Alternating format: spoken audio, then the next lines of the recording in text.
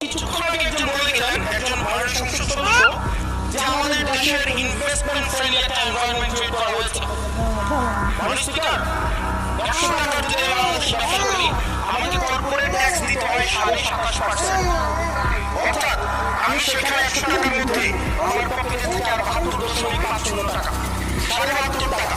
এই 72.5 টাকার মধ্যে আমার ডিভিডেন্ড ট্যাক্স 4.5 আমাকে দিতে হয় মাননীয় স্পিকার 40%। আমার পকেটে তখন থাকে 43.5 টাকা। এই 43.5 টাকা আমি 100 টাকা ইনকাম করি, আমার সর্বসাকুল্যে আমার ট্যাক্স চলে যায় 56.5%।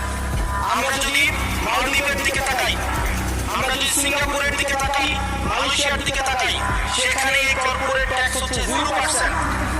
আমরা যদি শ্রীলঙ্কার দিকে তাকাই 15%, নেপালের দিকে যদি তাকাই তাহলে সেটা 5%। শুধু সরকারের সমালোচনার খাতিরে না,